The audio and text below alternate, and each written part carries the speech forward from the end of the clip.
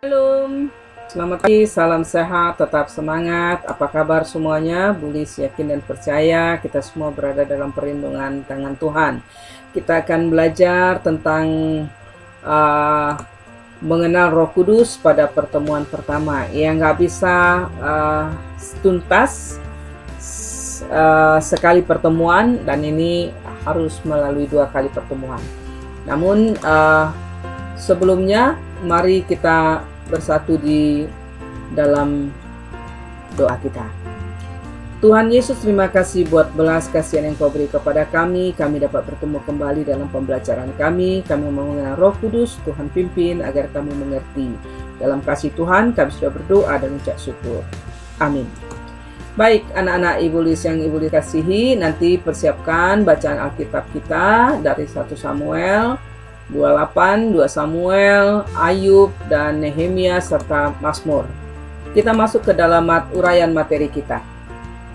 Dalam Yohanes 14 ayat 26 dikatakan, "Tetapi penghibur yaitu Roh Kudus yang akan diutus oleh Bapa dalam namaku, dialah yang akan mengajarkan segala sesuatu kepadamu dan akan mengingatkan kamu akan semua yang telah kukatakan kepada kamu." Siapakah Roh Kudus?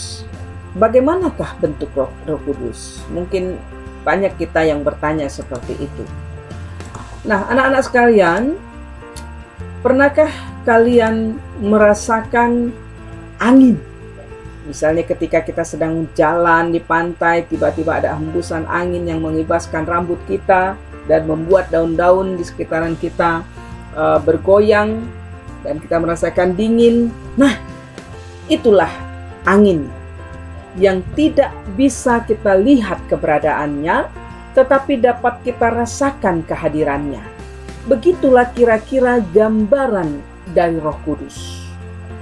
Kita tidak bisa melihat rupanya, tetapi kita dapat merasakan bahwa ia ada. Roh Kudus adalah sesuatu yang tidak kelihatan, tetapi bisa menghasilkan sesuatu yang kelihatan. Nah, dalam Perjanjian Lama, peranan Roh Kudus atau Roh Kudus berasal dari kata ruah. Kadang-kadang diterjemahkan menjadi angin atau nafas. Angin Allah atau nafas dari Allah. Roh Kudus berperan dalam penciptaan. Roh Allah dikatakan melayang-layang di atas permukaan air. Roh Kudus ada dalam pekerjaan Allah, yaitu menciptakan alam semesta dengan segala isinya. Dan ketika Allah menciptakan manusia pertama, Roh Allah menghembuskan nafas kehidupan ke dalam diri manusia. Dan Roh Allah juga memberikan kehidupan kepada makhluk-makhluk ciptaan Allah yang lainnya. Nah, peranan Roh Kudus di dalam Perjanjian Lama ada banyak contoh. Ada Musa memimpin bangsa Israel dan mereka dituntun oleh Roh Kudus untuk tugas tersebut. Kemudian Roh Kudus memperlengkapi orang-orang khusus untuk tugas khusus, yaitu Yusuf anak Yakub yang melakukan tugas penting di istana Firaun. Roh Kudus menaruh firman yang harus disampaikan kepada umat Israel. Roh Kudus memimpin Yusuf agar tidak salah melangkah. Yang ketiga ada Gideon yang dipenuhi oleh Roh Tuhan sehingga ia dapat melaksanakan apa yang dikehendaki oleh Allah. Yang keempat adalah Saul menjadi raja pertama di kerajaan Israel dan ia pun diurapi menjadi raja oleh Samuel. Yang kelima, Allah tidak berkenan. Ketika Allah tidak berkenan kepada Raja Saul, Allah memerintahkan Samuel untuk mengurapi Daud menjadi raja menggantikan Saul. Daud menyadari bahwa ia tidak dapat hidup tanpa Roh Allah. Yang ketujuh, kepenuhan Roh Allah dalam Perjanjian Lama adalah Roh Allah hinggap pada diri orang-orang tertentu karena maksud khusus. Yang keenam, Tuhan berjanji akan memberikan Roh Kudus firman-Nya kepada umat Israel agar mereka dapat menaati hukum Allah. Anak-anak yang dikasihi Tuhan Yesus Kristus, apa yang kita pahami tentang Roh Kudus? Roh Kudus adalah pemberian Allah terhadap manusia. Yang paling utama dapat kita rasakan adalah dengan nafas kehidupan. Bahwa di dalam tubuh manusia ada Roh Allah. Ada Roh Allah sehingga manusia itu hidup.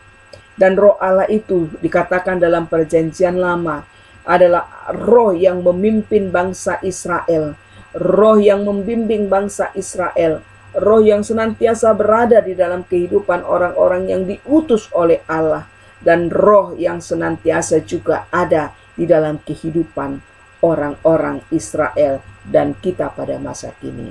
Dapatkah roh dilihat? Roh tidak dapat dilihat, tetapi roh dapat dirasakan.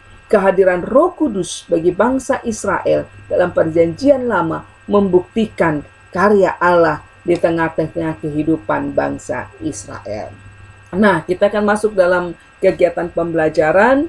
Tugas kalian nanti di rumah adalah membaca Alkitab dalam kitab Yesaya 63 ayat 7-14, kemudian menjawab apa yang terjadi pada cerita kitab Yesaya 63 ayat 7-14. Yang ketiga adalah menjelaskan peranan Roh Kudus dalam peristiwa tersebut.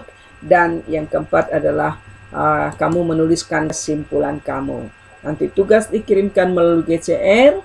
Nanti boleh buat linknya di GCR. Kiranya kita memahami sedikit dulu dengan Roh Kudus dalam Perjanjian Lama. Minggu yang akan datang kita akan belajar lagi tentang Roh Kudus dari Perjanjian Baru.